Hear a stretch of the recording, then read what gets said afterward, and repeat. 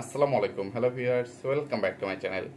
চলে আসলাম নতুন আরেকটা ভিডিও নিয়ে আপনাদের সাথে কিছুক্ষণ আড্ডা দিতে। আশা করি সম্পূর্ণ ভিডিওটি জুড়ে আপনারা আমার সাথেই থাকবেন।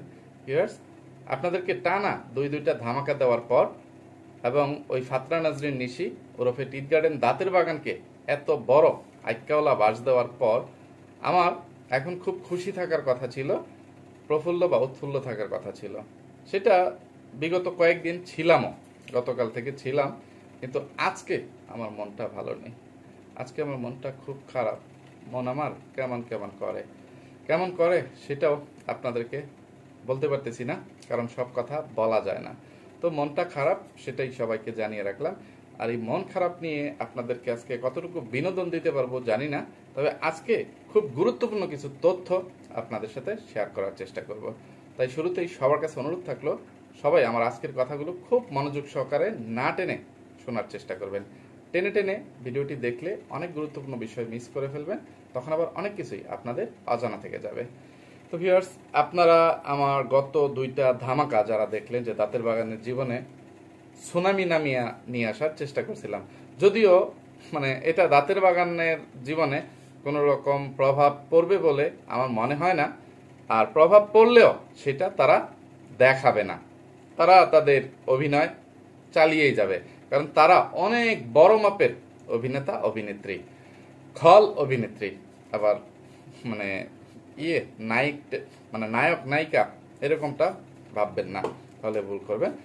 এই যে রিনা খান, দুলারি, আকিলা দিনের ভিলেন, রোশন জামিল, ওই ক্যারেক্টারের যে ভিলেনগুলো আছে ওই রকম বাংলা সিনেমার ভিলেনই মনে করবেন, বা অন্য ইন্ডাস্ট্রির সাথে মেলাতে যাবেন না। তো কিছু অনেক কথা মনের মধ্যে জমে আছে, কারণ গত কয়েকদিন ধরে আমি আপনাদের সাথে এখানে বসে আড্ডা দিচ্ছি না, কারণ আড্ডা দেওয়ার সময় সুযোগ হচ্ছে না। কিছু কল রেকর্ড আপনাদেরকে শোনাইলাম, তাছাড়া আমি ঘরোয়া কি কাজে কিভাবে ওয়াইফকে সাহায্য করি এটা দেখাইলাম, নদীর পাড়ে বসে একটু আড্ডা দিলাম সেগুলো দেখাইলাম। এগুলো করতে গিয়ে মোটামুটি অনেক দিন পার হয়ে গেছে, আপনাদের সাথে মন খুলে কথা বলতে পারতেছি না। আর ওই নোংরা অমানুষগুলোর বা রাতের রাজারানীগুলোর চ্যানেলে গত কয়েকদিন ধরে আমি কোনো চোখ রাখতেছি না, তাদের উপর আমি দৃষ্টি রাখতেছি না। তারা কি করতেছে, কি ফটকামি ফাতরামি নষ্টামি নোংরামি চিটারি বাটপারি প্রতারণা করতেছে, এইগুলো নিয়েও কথা বলার মতন সময় নেই। এছাড়াই আপনারা যা জানতে চান, আপনাদের মনের মধ্যে যে আগ্রহ কৌতূহলগুলো আছে, এই বিষয়গুলো নিয়ে অনেক গুরুত্বপূর্ণ কিছু কথা বলার আছে, অনেক কথা জমে আছে। এখন অল্প সময়ের মধ্যে আমি সব কথা বলে শেষ করতে পারবো কিনা জানি না, তবে গুরুত্বপূর্ণ কিছু কথা আমি নোট করে রাখছি। আমি এই প্রয়োজনে দেখে দেখে এই কথাগুলো বলার চেষ্টা করব, আর একদম শুরু থেকেই শুরুটা করব। কারণ এই যে আমি টিট গার্ডেন দাঁতের বাগান বা ফাতরা নাজরিন নিশির সাথে হওয়া যে কল রেকর্ডটা আমি আপনাদেরকে শোনাইলাম, এটা এই মুহূর্তে কেন শোনাইলাম, এটার পিছনেও কারণ আছে। কারণ আমি যদি শুরু থেকে শুরুটা না করি, তাহলে আপনারা অনেকেই সবকিছু বুঝতে পারবেন না। বিশেষ করে যারা আমার চ্যানেলে নতুন, বা কি বলবো, একদম প্রথম দিকের ভিডিওগুলো যেসব ভিউয়ার্সরা মিস করছেন, তারা একদমই বুঝতে পারবেন না। সেই জন্য আমি এই কল রেকর্ডের মধ্য দিয়ে ধামাকা দেওয়া শুরু করছি।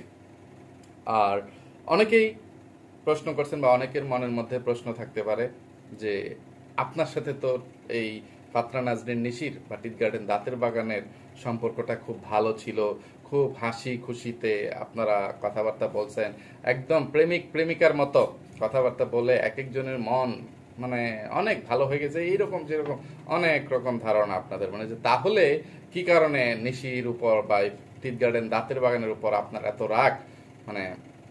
আপনারা একটু কি বলবো, পার্ট 1 শুনে অনেকের মনের মধ্যে এই ধরনের প্রশ্ন জন্ম নিয়েছিল। পার্ট 2 শোনার আগেই তো ये तो बस ट्रेलर है, पिक्चर अभी बाकी है।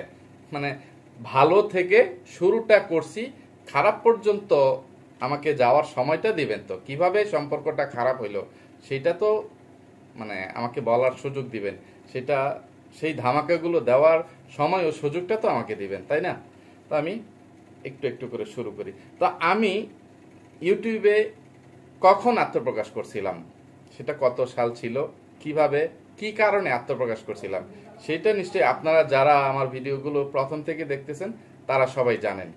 আর যারা যে নতুন যুক্ত হয়েছেন তারা আমার প্রথম দিকের ভিডিওগুলো একটু দেখে নেওয়ার চেষ্টা করবেন। তো আমি আপনাদেরকে দিন তারিখ সময়টা একটু জানিয়ে দিই। আমি 2020 সালের সেপ্টেম্বর মাসে প্রথম ইউটিউবে ভিডিও আপলোড করছিলাম। তো এখন 2024 সাল, এখনো সেপ্টেম্বর আসে নাই, সামনের মাসে সেপ্টেম্বর আসবে। কিন্তু এই যে টিট গার্ডেন দাঁতের বাগান বা ফাতরা নাজনীন নিশির সাথে আমি যে কল রেকর্ডটা শেয়ার করলাম, এইটা কত তারিখের এটা কি আপনারা বুঝতে পারছেন? এটা কিন্তু 2020 সালেরই, কিন্তু আমি ইউটিউবে আত্মপ্রকাশ করার আরো কমপক্ষে 6-7 মাস আগে। সোজা কথা এটা মার্চ মাসের কল রেকর্ড ছিল। মানে বাংলাদেশে যখন প্রথম এই করোনা মহামারীর জন্য লকডাউন শুরু হইল, তার মাত্র 2 দিন পার হয়েছে, এটা সেই দিনের কথা। তো এরপরেও আমি আরো কত মাস কত দিন অপেক্ষা করছি যে মানে তাদের মুখোশ খোলার জন্য বা তাদেরকে শিক্ষা দেওয়ার জন্য, সেটা একটু এখান থেকেই আপনারা বিবেচনা করে দেখবেন, চিন্তা করে দেখবেন যে একদিন 2 দিনে তো আর সম্পর্কটা নষ্ট হয় নাই। আর দাঁতের বাগান আমার সাথে অতীতে সেই 2010 সাল থেকে যে অন্যায় অপরাধটা করে গেছিল, এরপরেও আমি 2020 সালের আগ পর্যন্ত কখনো কাউকে কিছু বলতে যাইনি। আমার সাথে যে অন্যায় হয়েছে, অবিচার হয়েছে, এগুলো আমি নীরবে আল্লাহ তাআলার কাছে বিচার দিয়ে রাখছিলাম যে হে আল্লাহ, আমার সাথে যে যতটুকু অন্যায় করছে তার বিচার আপনি করেন। কারণ এই দুনিয়াতে সব কিছুর বিচার পাওয়া যায় না। মানে কিছু কিছু ক্ষেত্রে কি বলবো, নারীদের বিরুদ্ধে কোনো বিচার সালিশ জমানো যায় না, কিন্তু নারীরা একটু মায়া কান্না কেঁদে, একটু ছলনা করে, অভিনয় করে, 2 ফোঁটা চোখের জল ফেলে যে কোনো একটা নির্দোষ ব্যক্তির বিরুদ্ধে কোনো কথা বললেই মানে সেটা মানে সমাজ বা আইন আদালত বিশ্বাস করে ফেলে। মানে পুরুষরা এখানে খুবই অসহায়, বা এখানে পুরুষরা নির্যাতিত। মানে পুরুষরা একদম নিজের সংসার থেকে শুরু করে একদম সব স্তরেই অনেকটা নির্যাতিত হচ্ছে। যদিও নারী নির্যাতনের আইন আছে, কিন্তু পুরুষ নির্যাতনের কোনো আইন নেই। তাই বাধ্য হয়ে আল্লাহ তাআলার কাছে বিচার দিয়ে রাখতে হয়েছে। এসব মানে কি কি করা যাইতো বা কি কি করা যাইতো না, এগুলো বিষয়ে অতীতে কথা বলছি, সেই বিষয়গুলো নিয়ে আজকে আর কোনো কথা বলতে চাই না। আর আমি টিট গার্ডেন দাঁতের বাগানকে যেই বিষয়গুলো নিয়ে কথা বলছিলাম, যে তার সাথে মানে মূল যেই বিষয়টা নিয়ে আলোচনা হয়েছে, সেটা কি কারণে, যে তার ভাবি ওই বাংলাদেশি ডাইনি মাগিনুর বা পাটক্ষেতের রানী মাগিনুর আমার নামে যেই মিথ্যা বদনাম দিয়ে অপপ্রচার চালিয়ে তারা নিজেরা ভালো থাকার বা ভালো সাজার চেষ্টা করছে, মানুষের সিম্প্যাথি বা সহানুভূতি নিয়ে নিজেদের চ্যানেলগুলোকে বড় করার চেষ্টা করছে, তাতে তারা অনেকটা সার্থক সফল হয়ে গেছিল। কিন্তু এরপরে হঠাৎ করে যখন আমার চোখের সামনে ওই যে বোন কেন স্বামীহারা ভিডিওটা চলে আসলো, আমার কিছু আত্মীয় স্বজন প্লাস পাড়া প্রতিবেশী মানে আমার এই ভিডিওটা দেখলো, করলো, আমাকে এর জন্য মানে আমাকে নিয়ে হাসি তামাশা বা মানে কি বলবো করা শুরু করলো, ট্রল। তখন বাধ্য হয়ে এই যে দাঁতের বাগানকে এবং মানে দাঁতের বাগানের সাথে যে কোনোভাবে কমেন্টের মাধ্যমে হোক হোক, দাঁতের বাগান নিজে থেকেই আমার সাথে যোগাযোগ করছে। আমি একবারই তাকে ফোন করতে যাই নাই বা তার ফোন নাম্বার আমার কাছে ছিল না। ওই যে আমার পুরনো ফোন নাম্বার তার এখনো মুখস্থ, সেটা থেকেই সে আমাকে ফোন দিয়ে নক করে আমাকে ঝাড়ি দিতে আসছিল। তো ঝাড়ি দিতে এসে মানে আরো যে কত আওলা সে লাগাইছে সেগুলো দেখেন। তো বাংলাদেশি ডাইনি মাগিনুর বোন কেন স্বামীহারা এই ভিডিওটাও কখন আপলোড করছিল, সেটাও 2019 সালে, 19 সালের মনে হয় সেপ্টেম্বরের দিকে বা যে কোনো সময়। তো আমি ইউটিউবে আত্মপ্রকাশ করছি 2020 সালের সেপ্টেম্বরে। তো এর আগ পর্যন্ত কত দিন, কত মাস, কত বছর তাদেরকে আমি সুযোগ দিছি, সেটা এখান থেকেই আপনারা একটু হিসাব করে নেবেন।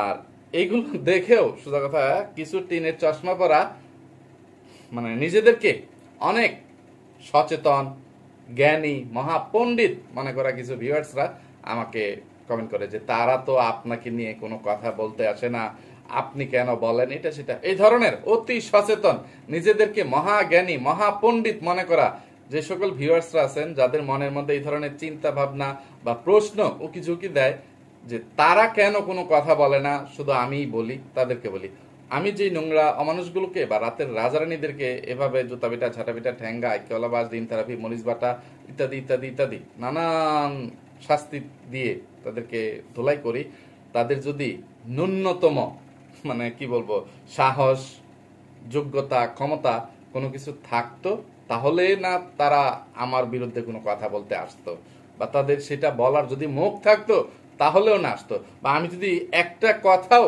তাদের বিরুদ্ধে মিথ্যা বলতাম তাহলেও সেইটা তারা এখানে মানে করতে আসতো, প্রমাণ দিতে আসতো। কিন্তু আমার এইসব তথ্য প্রমাণের উপর তাদের কোনো যুক্তি দাঁড়াবে না, বা তাদের এইসব মানে মানে তারা তাদের নিজেদের দোষ ফুরানোর মতো কোনো যোগ্যতা, সাহস, ক্ষমতা কোনো কিছু নাই বলেই ওই অমানুষের বাচ্চারা বা রাতের রাজানীরা নীরবে আমার জুতা পিটা, ঝাঁটা পিটা, ঠ্যাঙ্গা, আইকোলা বাসকে এখনো চুপ আছে।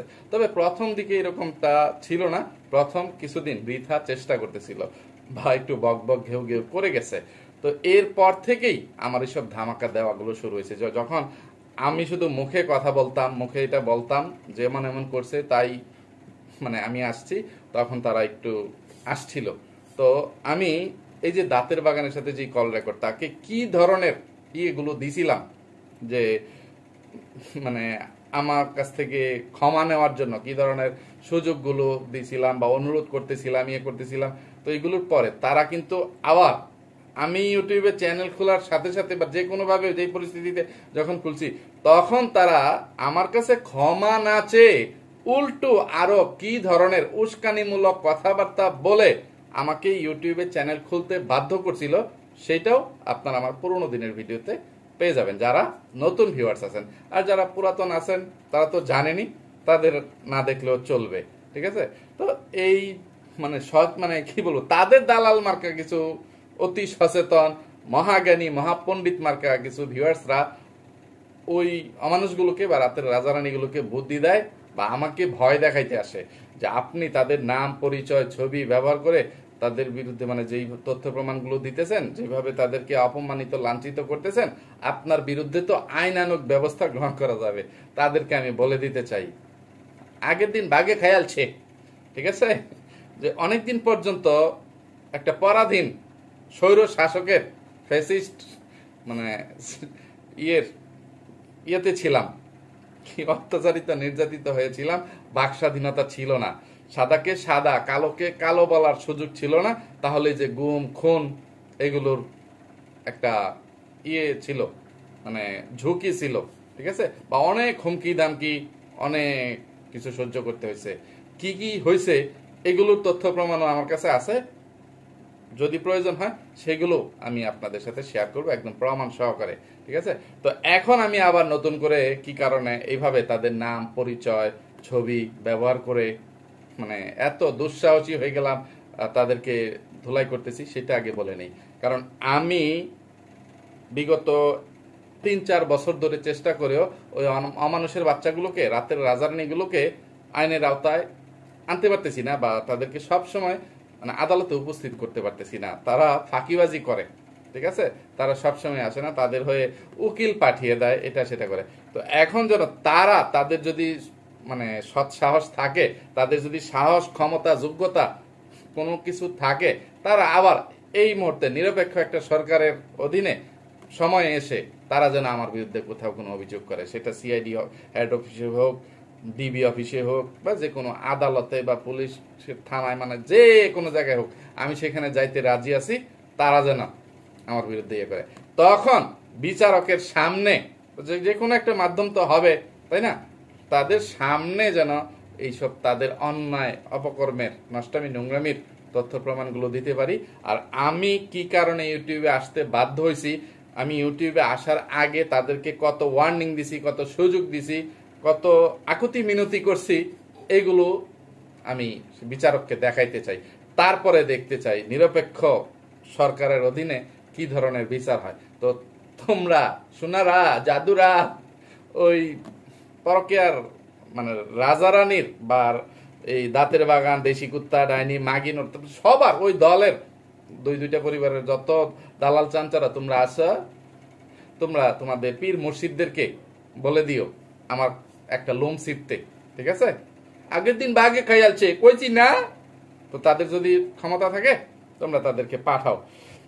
একটা কথা কি বলবো, আমি যখন মানে অনেকেই বলেন যে আপনি নিজে সুখী না, এই জন্য আরেকজনকে মানে সুখে থাকতে দিচ্ছি না, এই সেই নানান কত ধরনের কত অভিযোগ, কত কথাবার্তা।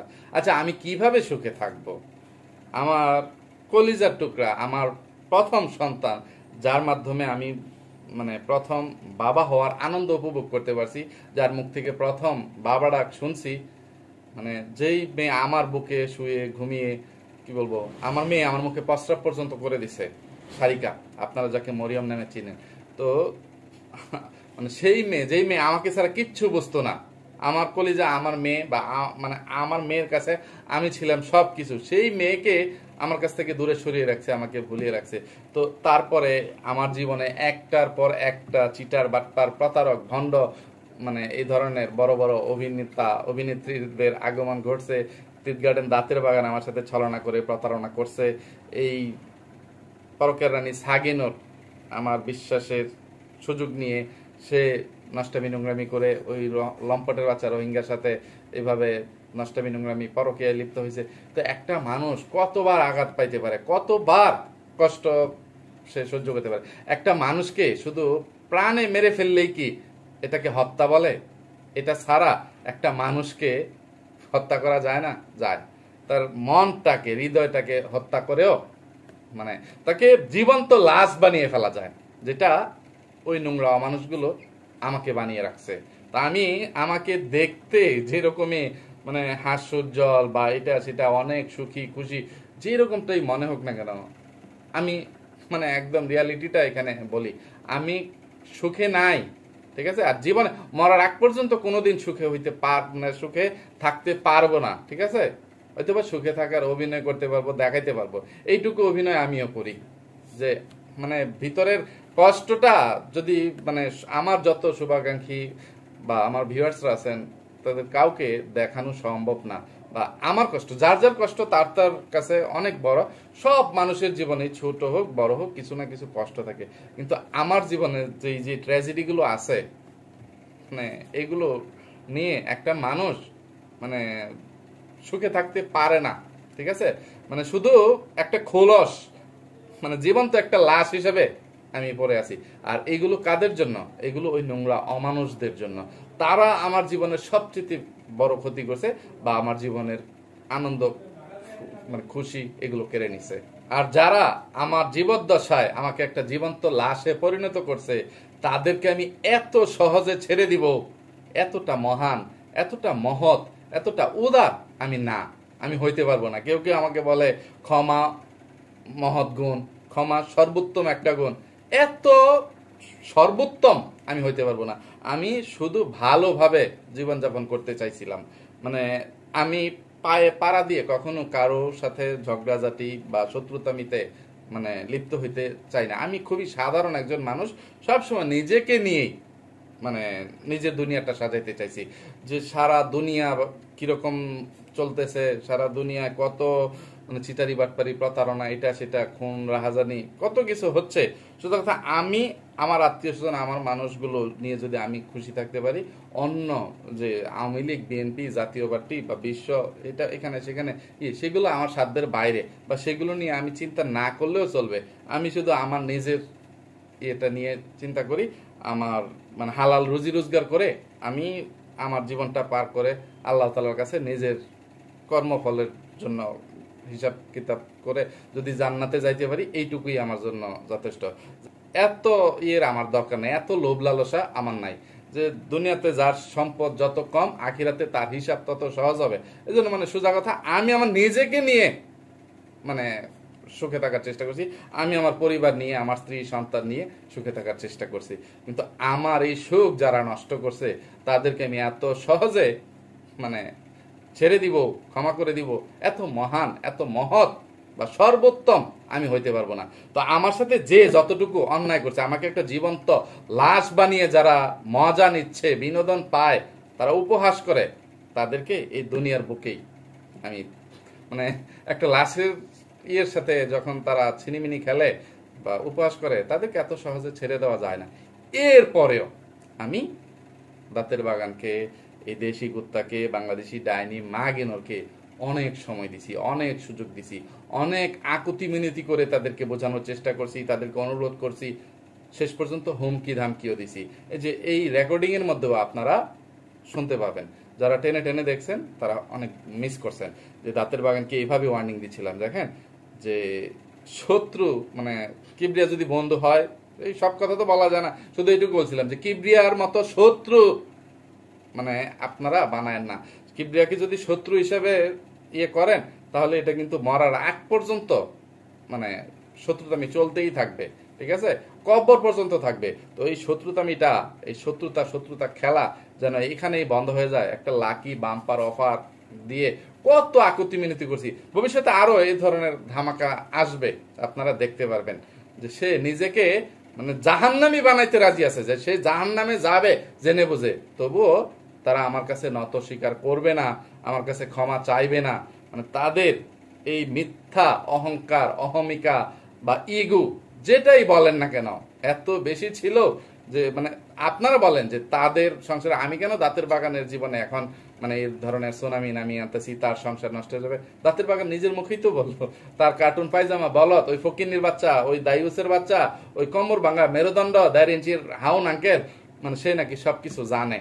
আর জেনে বুঝেই তো যে দাঁতুর বাগান এত মানে অহংকার করে বলতে পারে যে তার জামাই তাকে ছাড়ার মানে প্রশ্নই আসে না, তার বিকল্প নাই। দাঁতের বাগানের ওই ফকিন্নি মার্কা ওই ইয়ে কার্টুন পায়জামা বলো, দাঁতের বাগানকে জীবনেও ছাড়বে না, দাঁতের বাগানের সংসার জীবনেও নষ্ট হবে না। তো আপনারা এটা নিয়ে বিচলিত হবেন না, চিন্তিত হবেন না, ঠিক আছে। তাদের চিন্তা তাদেরকেই করতে দেন। যে যারা সবকিছু জেনে বুঝে আমার মতন একটা মানুষের সাথে শত্রুতামি করতে আসে, যে এইভাবে বলার পরে যে আমি এক কথার মানুষ, যে আমি যেটা বলি সেটা করি, এটা তারা সবাই হারে হারে টের পাইছে, বা তারা এটা খুব ভালো করে জানে, আমার এলাকাবাসী জানে, আমার বন্ধু বান্ধব জানে, আমার পরিবারের মানুষ জানে যে কিবরিয়া যেটা বলে সেটা করে। কাউকে যদি কিবরিয়া যদি তার শত্রুকে ক্ষমা করে দিছে বলে, যে শত্রু যদি এসে হাসি মুখে শুধু হাত মিলিয়ে ক্ষমা চায় যে ভাই আমার ভুল হয়েছে, আমি আপনার সাথে অন্যায় করছি, আমার ভুলটা ক্ষমা করে দেন, আমি কিবরিয়া হাসি মুখে কি বলবো, আমাকে হত্যা করতে আসা আসামিকেও বা দোষীকেও আমি ক্ষমা করে দেই, এরকম নজিরও আছে, ঠিক আছে। মারামারি গন্ডগোল হয় না রাজনৈতিক ভাবে, এরকম হয়েছে, মনে করেন আমার উপর আক্রমণ হয়েছে, ক্ষমা চাইছে, ক্ষমা করে দিছি, মামলা মোকদ্দমা এটা সেটা থেকে তারা রেহাই পাইছে, এটা সেটা এমন আছে, ঠিক আছে। তো আবার যারা এই যে এই ধরনের আমার সাথে লাগতে আসবে, এরকম আছে যে আমি কারো সাথে যে সারা জীবনের মতো সম্পর্ক ছিন্ন করে ফেলবো, ঠিক আছে। এরকম যে আমি আমার আপন ভাইয়ের সাথে মানে যে কোনো একটা পর্যায়ে 18 বছর পর্যন্ত আমি আমার আপন ভাইয়ের সাথে, আমার ইমিডিয়েট বড় ভাই, যে তার সাথে কথা বন্ধ রাখছিলাম। এরপর থেকে এই যে মানে আমাদের বিয়ের মানে আগ পর্যন্ত বা বিয়ের পর পর্যন্ত মানে কত সালে, আমি মনে হয় 2018 সালে আমার ওই ভাইয়ের সাথে কথা বলা শুরু করছি, ঠিক আছে। যে কোনো একটা পরিস্থিতিতে অসুস্থ হয়ে সে হাসপাতালে গেছে, তখন তার সাথে কথা বলছি যে একটা মানুষ হাসপাতালে শায়িত আছে, তো আল্লাহ না করুক তার যদি কিছু হয়ে যায় এটা সেটা, তো আমি তার কাছ থেকে ক্ষমা চেয়ে নিছি, যেহেতু ভাইয়ের ভাই, তার সাথে তো আমার কোনো মারামারি ঝগড়াঝাটি এগুলো হয় নাই, তো আমি সেখানে ইয়ে করে নিছি। তো এরপর সে কান্না করে দিছে, বুকে বুক মিলিয়ে গোলাগুলি দুই ভাইয়ের ইয়ে দিয়ে, তো ওইগুলো বাদ দে। তো এইরকম ওই ভণ্ড মুখোশধারী শয়তান টিট গার্ডেন দাঁতের বাগানকে একটা সুযোগ দিছিলাম যে লাকি বাম্পার অফার, আমি মুসলমানের বাচ্চা হিসেবে বলতেছি, আপনারা যদি শুধু প্রকাশ্যে এসে একবার আমার কাছে ক্ষমা চান, আপনারা আমার নামে যেসব মিথ্যা অপপ্রচার করছেন বা যে অন্যায় অপরাধগুলো করছেন, যে কষ্টগুলো দিচ্ছেন, সবকিছুর জন্য ক্ষমা করে দিব। আমার সন্তানের সাথে আমার যেন যোগাযোগ করতে দেয়, আমার সন্তানটাকে যেন আমাকে ফিরিয়ে দেয়। একবারে আমাকে দিয়ে দিতে বলছিলাম না, যে সন্তানটা আমার সারিকা বা আপনারা যাকে মরিয়ম নামে চিনেন, সে যেন আমাকে চিনে জানে, মানে সে যেন অত্যাচারিত নিপীড়িত না হয়, সে যেন তার উপর অন্যায় অপরাধ হইলে আমাকে বলতে পারে যে বাবা তুমি আমাকে এখান থেকে নিয়ে যাও, এখানে আমি ভালো নাই। এই অধিকার, এই সুযোগটা ওই শয়তানের বাচ্চারা, ওই অমানুষের বাচ্চারা, ওই রাতের রাজারানীরা আমাকে দেয় নাই। তো আপনারা কিসের জন্য তাদের হয়ে এত মায়া কান্না মানে কাঁদতে আসছেন বা ইয়ে করতে আসছেন, এত দরদ দেখাইতে আসছেন যে ভাইয়া এটা সেটা, তাদেরকে মাফ করে দেন। আর আপনারা মাপ চাওয়ার কে? যারা তাদের হয়ে দালালি চামচামি করতে আসেন, তাদের মাপ, তাদের ক্ষমা তাদেরকে চাইতে হবে। জান, আপনাদের জন্য এখনো আজকের দিনে এসে আবার একটা লাকি বাম্পার অফার দিলাম। তারা যদি যে কোনো একটা ভিডিওতে প্রকাশ্যে এসে এখনো ক্ষমা চায়, তাদের অনেক গুমর আমি এখনো ফাঁস করব না, তাদেরকে আমি ক্ষমা করে দিব। আমার সন্তানের সাথে শুধু আমাকে তারা যোগাযোগ করতে দিবে, কথা বলতে দিবে, যাতায়াত করতে দিবে। তাদের মানে তারা কি করতেছে না করতেছে, ল্যাংটা হয়ে নাচতেছে না কি করতেছে, এগুলোর দিকে আমি মুখ ফিরেও তাকাইতে যাব না, কোনো কথা বলতেও যাব না। ঠিক আছে? তো তাদের ক্ষমা তাদেরকে চাইতে বলেন। ঠিক আছে? আরো অনেক কথা বলার ইচ্ছে ছিল, কিন্তু কথা বলতে বলতে অনেকটা সময় চলে গেছে, ভিডিওটা অনেক লম্বা হয়ে গেছে। তো আজকে এর চেয়ে বেশি কথা আর বলতে পারতেছি না। তো একবার যেহেতু ধামাকা দেওয়া শুরু করছি, এই ধামাকা এখন থেকে ধারাবাহিকভাবে চলতেই থাকবে। তো চলতেই থাকবে, যদি না তারা মানে তড়িঘড়ি করে আমার কাছে ক্ষমা মানে না চায়, তো তাদের এসব গুমর যাতে ফাঁস না হয় সেই জন্য পদক্ষেপটা তাদেরকেই গ্রহণ করতে হবে। তো তারা তাদের নিজেদের গুমর ধামাচাপা দেওয়ার জন্য কি মানে পদক্ষেপ গ্রহণ করে সেটা আপনারা দেখতে থাকেন। ঠিক আছে? তো আবার কথা লম্বা করে ফেলতেছি। তো আজকে এখান থেকেই বিদায় নিচ্ছি। এতক্ষণ পর্যন্ত ধৈর্য ধরে যারা আমার সাথে ছিলেন সবাইকে অসংখ্য ধন্যবাদ। সবাই ভালো থাকবেন, সুস্থ থাকবেন, নিরাপদে থাকবেন। তো সবাই আমার জন্য, আমার পরিবারের জন্য, আমাদের সোনামণির জন্য মন থেকে দোয়া করবেন। আল্লাহ হাফেজ, আসসালামু আলাইকুম।